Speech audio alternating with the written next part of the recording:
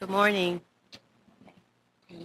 Really appreciate this opportunity to speak with you today. I'm not so as much knowledgeable on mental health issues as I am on some of the cultural diversity and some of the cultural issues that that are involved in treating not just mental illness but also physical illnesses. So I'm I did a little bit of research to prepare for this, and it was for me it was an amazing and very interesting journey into some of the issues regarding culture and mental illness. And of course, I did change my title just a bit to say integrating cultural diversity into diagnosing and treating mental illness, because I do think there that's the bigger picture of what I think you as clinicians need to be aware of and need to be informed on. And when we talk about diversity in mental illness, of course, mental illness itself, when compared to physical illness, has its own types, biases, and stereotypes. And so I'm not going to focus so much on that general diversity of mental illness, but the diversity that results in dealing with diverse populations and other ethnicities, and how you integrate that into diagnosing and treating mental illness.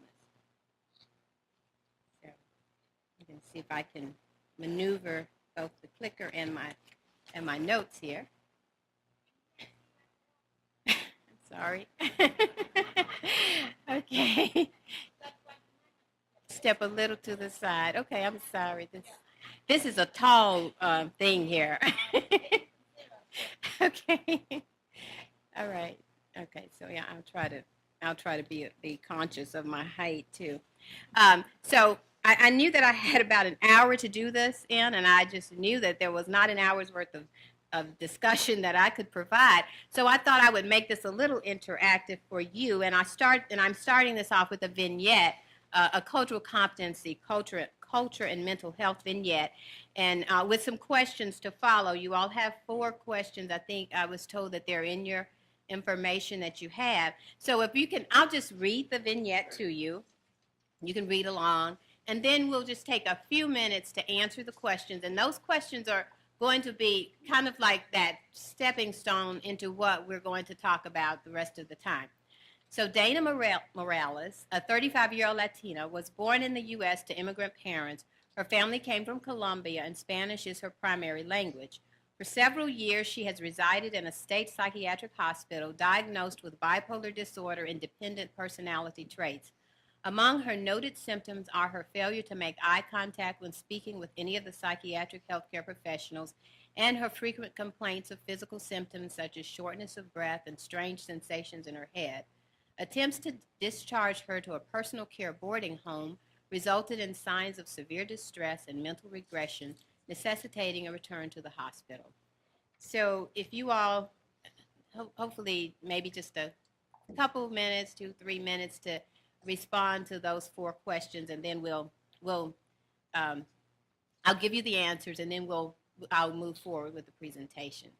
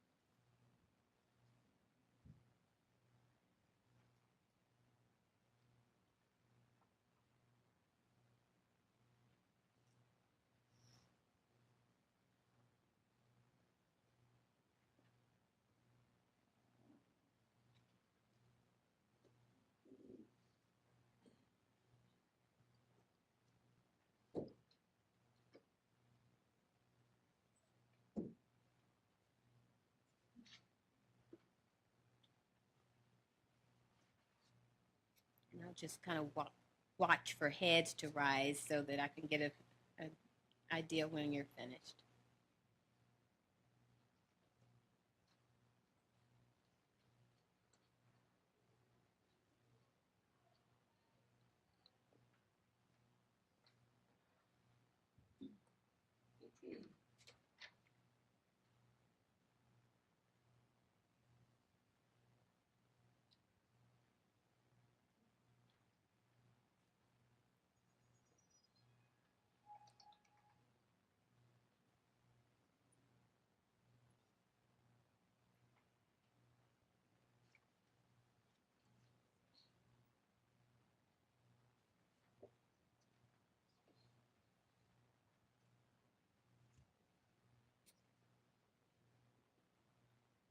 Okay, I think I see about everybody's head up. Is everybody finished?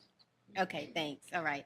So I'll just give you all the answers here, or maybe you can give me the answer. So number one, just the number. What I mean the letter. What's the correct answer? B. Yes. In some cultures, it is more acceptable to exhibit physical rather than psychiatric symptoms. And number two, right? She was showing respect for her caregivers. Number three, great. Okay, so I don't even need to do this lecture. You all are also well informed here. And number four, okay, great. Definitely all of those. And so you all are wonderful. You all already know. You all have the context of what I'm going to talk about today. So the first three responses actually relate to Hispanic culture, culture-related behavior, and of course the last response conveys the importance of understanding what providers, the issues around appropriate provider culture-related behavior in diagnosing and treating mental illness. And so hopefully we will, as I go forth in this presentation, I will touch on some of those specific things. So this slide just shows you this is a little dated, 1993 to 2008. This is data that was compiled from two national provider surveys, the National Ambulatory Care Survey and the National Hospital Ambulatory Medical Care Survey, which actually assesses outpatient visits. And this shows the prevalence of outpatient visits for mental health issues showing a ratio of 0.6 for non-Hispanic blacks and 0.58 for Hispanics. And that's using whites as a one, so that's the standard. So if you say for every one visit by a white person, there is 0.6 visit by a non-Hispanic black and 0.5 for Hispanics. So there are fewer visits for mental health issues in those minority populations. And some questions that might come to mind when you see numbers like this, when you see that there is a disparity in the number of visits, you wonder, is there actually less mental illness in these diverse populations?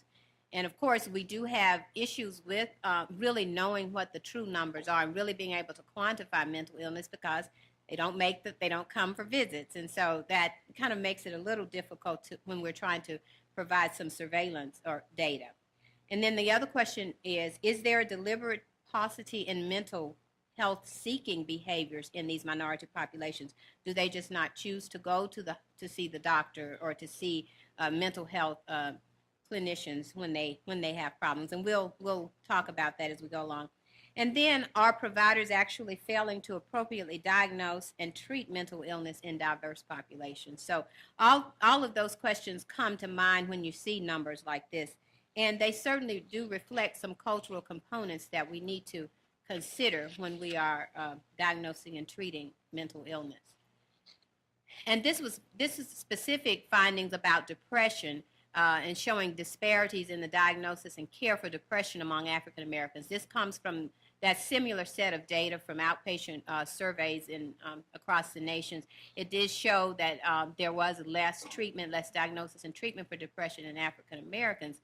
And the paper actually suggested that some of the mechanisms for the disparities might be attitudinal and behavioral perceived racism, as well as cultural competency.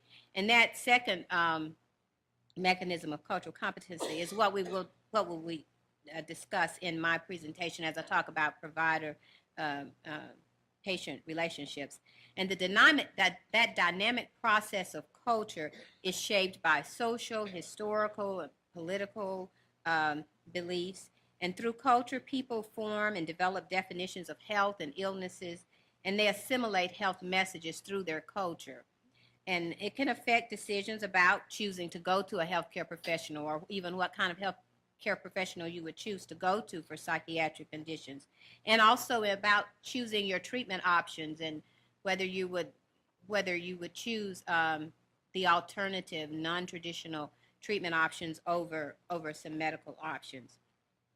So certainly there we see, or we will see, that there is an intersection of culture and health, and it's well documented. These are just some examples of some very well known pieces of literature and documentation. The first two are from the Institute of Medicine, and the first one, Unequal Treatment, which was published in 2003, it emphasized that there is a growing literature that delineates the impact of sociocultural factors like race, ethnicity on clinical care. And it stated that clinicians should become more knowledgeable, and because they should not be shielded from this diversity that their patients present with, because that diversity actually and the patient's perspectives on their values, their beliefs, their behaviors regarding their health and well-being actually influence their health and well-being. So clinicians should be in tune to that cultural aspect. And so that was well stated in Unequal Treatment. And then the report that actually came along a little earlier than this Unequal Treatment report was called Crossing the Quality Chasm. And it actually made recommendations on introducing cross-cultural trainings in education and health professions. And I do know that that's something that the School of Nursing actually, I know 2 years ago I participated in a cultural competency educational training through the School of Nursing. So I do know that recommendation is being adhered to here in the School of Nursing. And then, of course, there was this cross-cutting documentation, Unnatural Causes, which was a PBS documentary that explored socioeconomic and racial inequalities in health, and this aired back in 2008. But in particular, they showed how social conditions and cultural conditions actually do affect and have an impact on health. And so these were general, these were not specific for mental health, but certainly mental health issues are part of those health and well-being issues that they focus on. And they certainly do seek to increase awareness of the intersection of culture, diversity, and health. And then more specific to mental health, this was the Surgeon General's report on mental health, culture, race, and ethnicity. And this was initially published in 2001 as an addendum. The cultural part was an addendum to the Surgeon General's mental health report. And in this report, the authors showed the importance of history and culture in mental health and disparities in service. And it highlighted how the strengths of different groups and cultural experiences might be used to help prevent mental illness and also lessen the effect of mental illness. So this is a wonderful report, and I did, looked for, I didn't see an update to it, but the material that I found actually was quite informative to me. So I recommend, if you all haven't read this or seen this document, that you do, if you're certainly involved in mental health care, that you look through this. So culture and mental health care actually involves not only the culture of the patient, but also the culture of the provider, and also the culture of the community or society that the patient lives in. Specific for the patient, though, is how culture bears on their coping styles, meaning how stress and mental health is dealt with. Can be culturally based. Also, the stigma and how mental health is perceived in their circles and in their families and in their communities. And then the social support, certainly family and community dynamics are all influenced by culture. The type of help sought, whether they choose physicians or herbalists or witchcraft or spiritual leaders, that's all shaped by their culture. And then whether help is sought at all, meaning are they in a culture where there is denial that mental illness is indeed an illness and that it exists at all. So they might choose not to seek help based on that cultural belief. And then there's something I'm going to talk to you about regarding culture-bound syndromes. And that was a new term for me. I had never heard that term, but I find it amazing because it is actually, and I'll talk more about it as I talk specifically about some of the cultures, but those are kind of conceptualizations or patterns of mental disorders that are specific to a specific culture, and those are actually not identified so much in the DSM-5 diagnostic and statistical manual that's used to treat mental illness. And I think you all have a discussion on that manual later on today. But those are not entered into that manual as typical psychiatric disorders, but there is a separate section that actually identifies those culture-bound syndromes. And if you have an opportunity to look through those, I think you find there'll be some very interesting syndromes and illnesses there. And I've pulled out a few of them to discuss in some of these cultural examples that I'll give you. So those are things, cultural things that kind of influence the patient's responses to mental illness and their seeking ability or willingness to seek support for them. And then there is the culture of the clinician, and his culture or her culture can bear on their view of symptoms, their diagnosis and treatment of symptoms, also their communication, because the patient-provider relationship is established through the ability to adequately communicate, whether it is language or just area of health literacy. So that communication and the clinician's communication and ability to adequately communicate with someone of another culture actually is a part of that of the provider's culture influencing the end result of treatment. And then the bias and stereotyping, and I didn't get to correct, when I was going through, I misspelled stereotypes, so please forgive me for that. But anyway, but the bias and stereotyping, especially where the provider puts his beliefs and his beliefs about what a patient believes into consideration when they are determining treatment and diagnosis. And so, this certainly interferes with the provider's ability to accurately diagnose and assess the patient. And then there's the socio-cultural environment that the patient might live in. If they are living in poverty, in marginal neighborhoods, in areas where there's community violence, in prisons, or even homeless, or outside of a home, those socio-cultural environmental issues actually certainly they can affect the development of mental illness and the perpetuation of mental illness, but also they can influence how the patient is treated and how they choose to be treated. So those are three. You do consider the culture of the patient, the provider, and also the environment. And all of that sometimes makes it complicated to treat and diagnose mental illness. So the next several slides, I thought it was interesting, as I said, interesting to me to read about the various kinds of cultural differences that are out there, or things in different ethnicities that can affect mental health. And so I just wanted to share those with you since I have an hour. I took out 4 of the ethnic groups, and I've got some comments. We'll make comments about some of the things that I learned about the culture of these different ethnic populations and how they perceive, how they seek care for mental illness. So, and so the first one is African American. I hope it's not too cheesy that I did try to choose I tried to choose something that was specific for that culture here in my slide. So this is the kente cloth, or example of kente cloth that is well known in the African American communities. So in African American culture, more often than in white cultures, somatic symptoms are more common, and these physical symptoms are often used to mask psychiatric symptoms because psychiatric symptoms are less well accepted in the African American culture.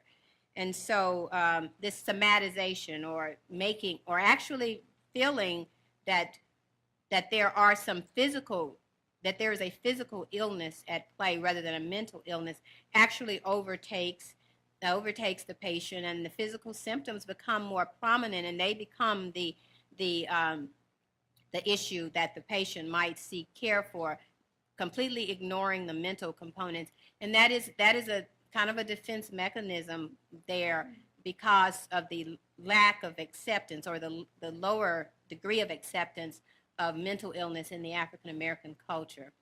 And so, and I just put an example here of one of those culture bound syndromes present in the African American uh, community. And I will have to admit that I have, in growing up, I saw this often. I saw, well, not often, but sometimes as a child, there were older people who would have these falling out spells, and I just thought they were sick. And but it seems, according to the information I gathered from my reading, was that that's a way to express psychological distress, which was actually the people would actually fall out and collapse, might feel dizzy and pass out. So it's a falling out spell. And so those falling out spells are actually one of those cultural bound syndromes, and one of the ways of actually, I think, of masking psychological symptoms with something that's more physical.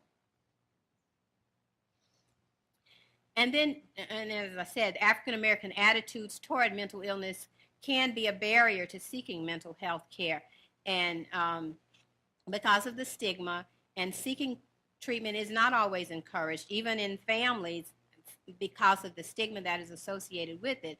And so there is a delay in seeking treatment, and that is one of the reasons why at presentation with a mental illness, they are more advanced, like we see with physical illnesses too, certainly, but in mental illness, instead of getting treatment for early depression signs, or even for some of the psychotic symptoms, it becomes more advanced when they do finally seek treatment, because they're just not encouraged to do it, and because of the stigma. And also, African Americans are more likely to use these alternative therapies, and withhold, and they don't, when they do finally see healthcare providers, they don't let them know that they're using these alternative therapies. But more specifically, or some specific examples of the alternative therapies, and mostly herbal. And I know that there's also a pharmacology discussion, and I don't know if there'll be some discussion about that, but I'll just briefly, St. John's worts is used for depression, and that's used often in the African American community as an alternative, and they actually do seek other means of treatment before going to actually a clinician. And then, of course, for memory loss, there's ginkgo biloba, and then kava for anxiety. And kava is actually, we call it an herbal Xanax, or a natural Xanax, because it actually does help to improve anxiety symptoms. And then for insomnia and stress, there's valerian. So those are just some of the things as far as herbals that are used. And then there are also some other alternative therapy. There's some spiritual healing, and then I'll talk a little bit more about some of the other things that are actually more specific for other kinds of African cultures, not so much African Americans. And then just lastly to say that I guess further complicating the mental health issues around the African American culture is that we need to consider a number of high need populations where there are large numbers of African Americans, like those who are incarcerated, those with substance abuse, HIV, AIDS, those who are homeless, because mental illness actually is very prevalent in those types of settings. And when we do know that African Americans are overrepresented in many of those. And so those are some issues also that we need to look at when we're looking at how culture influenced African Americans' mental health care. And one of the other things that I did want to mention when I was talking about the medication use, is that there are some disparities, and maybe also when you talk about the pharmacotherapy, you will talk about there are different responses to medications, to any kind of medication, but specifically for psychiatric medications, African Americans tend to respond differently. They don't require as high a dose as whites do for some of them. But that's not something that has always been known. And for many years, African Americans might have been treated even with higher doses of some of the neuroleptics and some of the medications that can cause those extrapyramidal side effects. And so blacks were more affected by those extrapyramidal side effects that we see because they were over medicated. They were getting more than they could metabolically handle. So that's just another piece of information about that disparity, and not so much a cultural thing, a physiologic thing, but more a genetic thing. And those are some things that we have to consider too when we're treating mental illness in diverse populations. So American Indians, and I know we probably don't see as many in our settings here.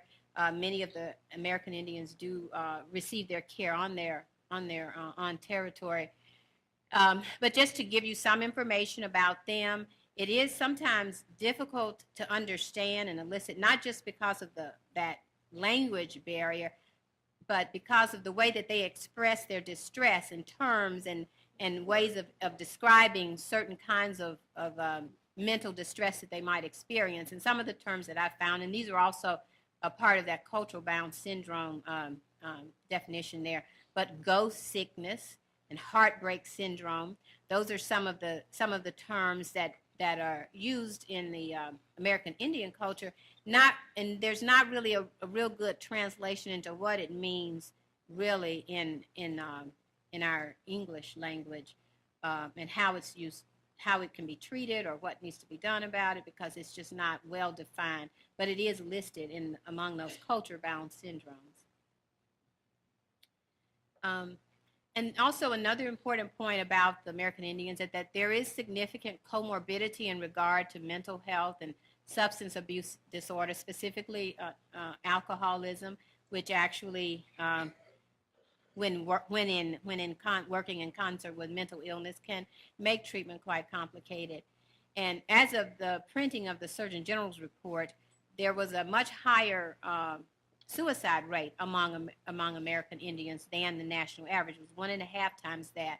And then in something very recent that I saw for for American Indian teens who live on reservations, their suicide rate was 3 times the national average.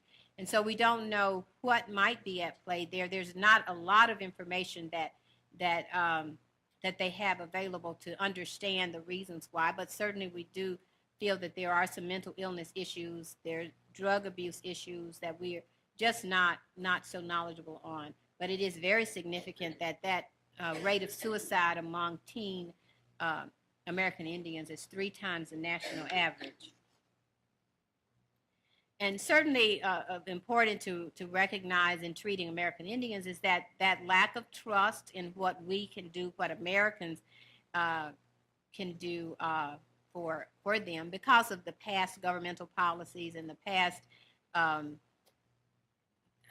guess, mistrust that has just brewed in those communities and in that population.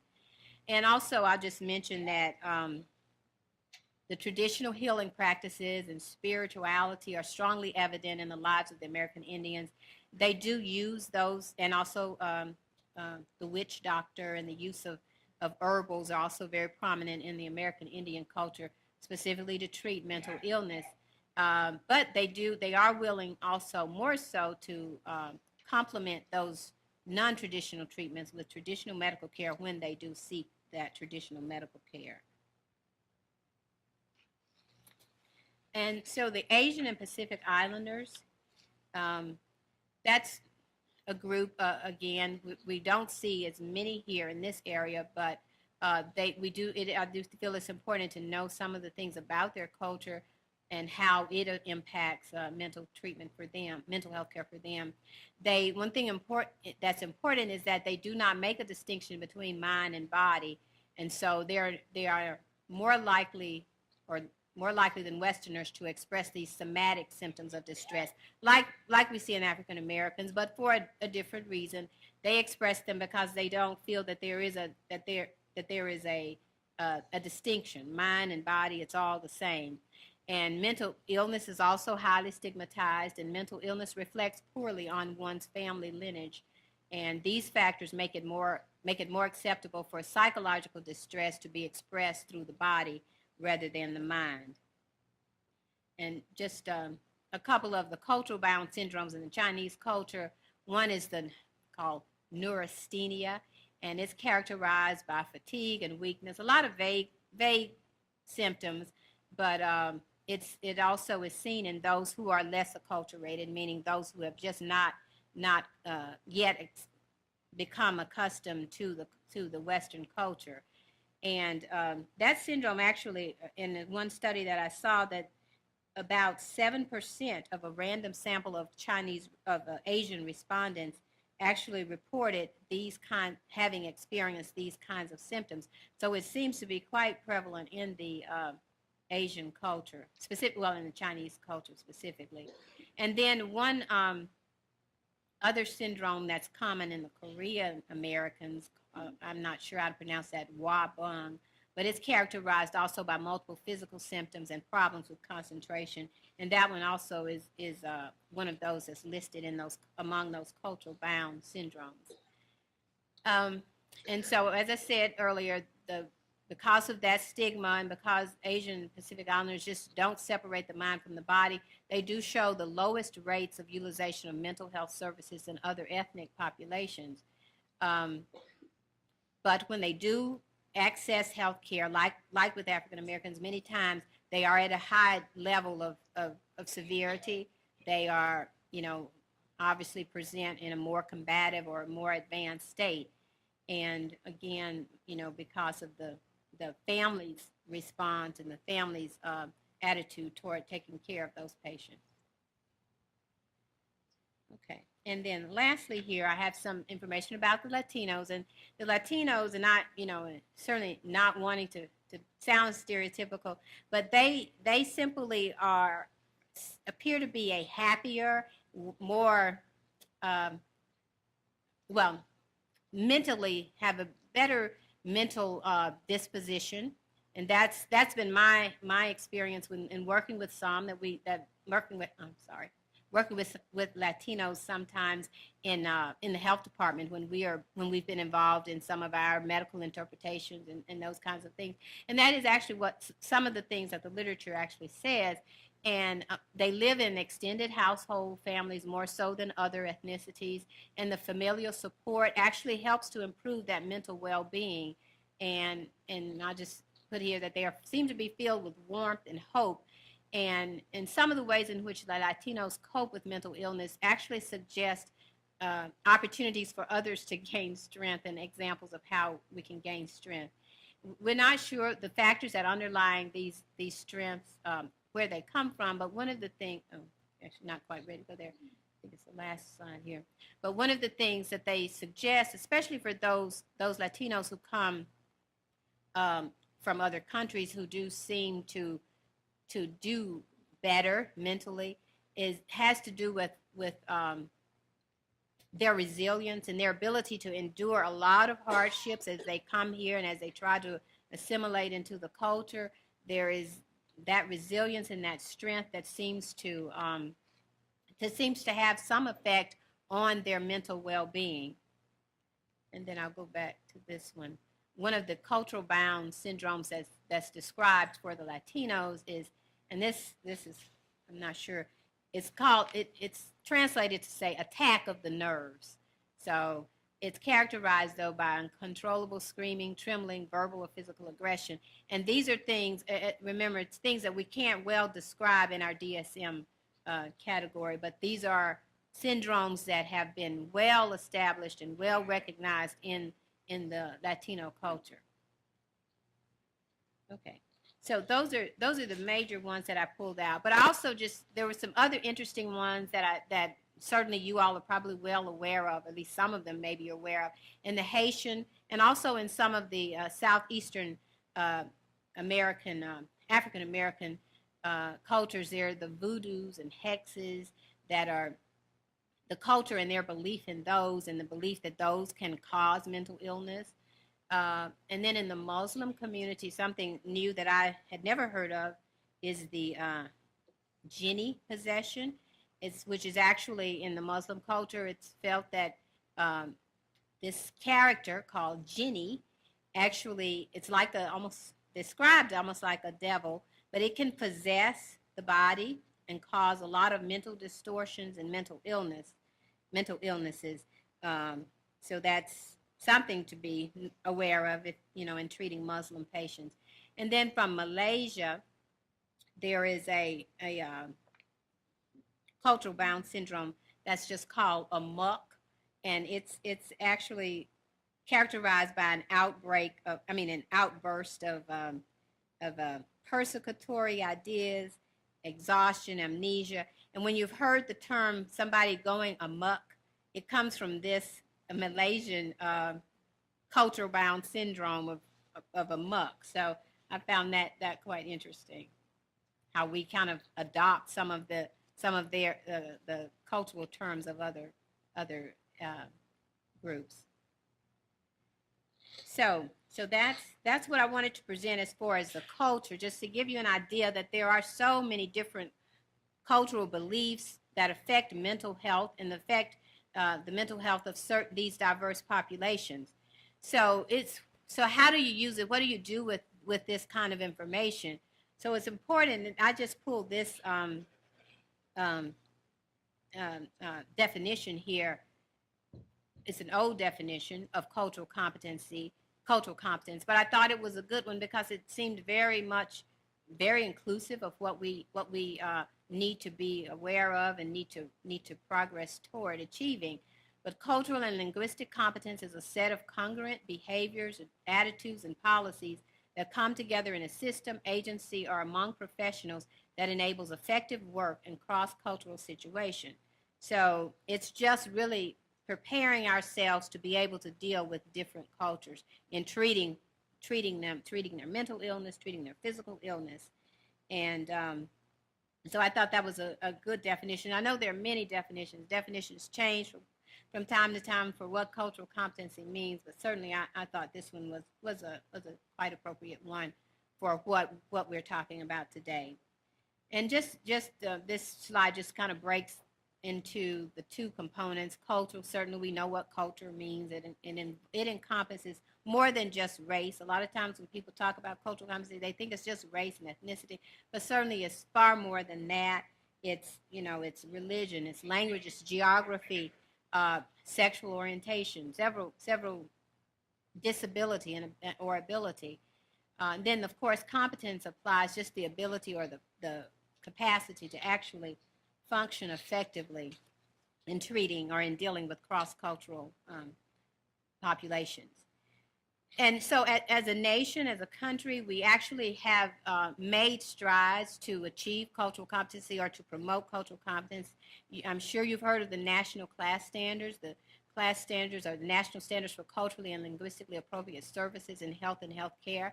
And these were actually initially an enhanced set was released just recently, last year in April 2013. And it provides an explicit definition of health, which to include physical, mental, and spiritual well-being. And these enhanced standards are grounded in a broad definition of culture. And that broad definition that I just mentioned actually is included there. But I encourage you, if you're not familiar with the class standards, I encourage you just to become more familiar with them, because those are standards that all healthcare facilities, whether private practice, public facilities, actually should adhere to, as we are beginning to see more diverse patients. And so in achieving cultural competency, there are four general components that I feel are most important in order to provide quality mental health care to diverse populations. Certainly that trusting relationship, and again, we can't focus more on that. I think that is priority. And then awareness of social and cultural constructs, tolerance and respect, and effective communication. So now I'm going to just talk to you about a cultural competency model. I don't know if you all are familiar with a nurse, Josie Camphina Bacote. She had I found a good bit of literature from her, and actually I emailed her just to talk a little bit about some of her model, this model that she has developed. But she's developed a cultural competency model, which starts with where she describes cultural competency as a process, and the process actually begins with desire, meaning that you need to want to become cultural competency. You want to know how to do this. You want to know how to relate to patients from other cultures and from diverse ethnicities. So that desire, once that desire is there, and she had a really nice little um, pictorial of a volcano that showed desire bursting. Once the desire erupts, then that person becomes interested in seeking cultural awareness, in obtaining cultural knowledge, and in seeking cultural encounters, and showing and developing cultural skills. So it's like you have to want it first, and then you go through and seek all of these other competencies. She described that desire. I thought it was interesting that she used a term that Melanie Trevelyan used when she was here 2 years ago, the cultural humility. So this Dr. Campina Bacote actually described that desire is the concept of caring, and it includes this genuine passion to be open and flexible with others, and to accept their differences and build on the similarities, to be willing to learn from others of other cultural backgrounds. She says that it is a lifelong process, and it's something that develops and something that grows or should grow in each of us as clinicians. So I'll just briefly talk about this cultural competency model that Dr. Bacote actually described in her literature. The first one, and then she actually provided questions to ask of ourselves as we strive to become more culturally competent in order to serve patients. But am I aware of my personal biases and prejudices toward cultural groups that are different from me? And then for cultural knowledge, do I have the knowledge of the patient's worldview in the field of biocultural ecology? And that's what I tried to do some of when I presented some of those cultural examples from other cultures. And then, do I have the skill to conduct a cultural assessment and perform a culturally based physical assessment in a sensitive manner? And I'll talk just briefly at the end about how the DSM-5, and I think you're going to have a discussion on DSM-5 later, but how they have worked to incorporate this kind of cultural assessment into the new DSM-5 guide. And then cultural encounters. How many face-to-face encounters have I had with patients from diverse backgrounds? Meaning, am I seeking opportunities to interact with patients from diverse opportunities, or do I have someone else in my practice see those patients because I just don't know how to deal with them? So I think seeking opportunities and not feeling I won't say afraid, but just not interested in sharing and being a part of their world and understanding, because that gives you that experience and that enhances your ability to be better able to relate to patients of different cultures. And so what are we doing, or what is DSM-5 doing to assess culture? Well, of course, you all know the DSM-5, this new one was released last year, 2013. It was long in the making. I think there had not been the DSM-4 had been released maybe 1994, I think, or sometime there. But there's a committee on the cultural psychiatric care, part of the American Psychiatric Association.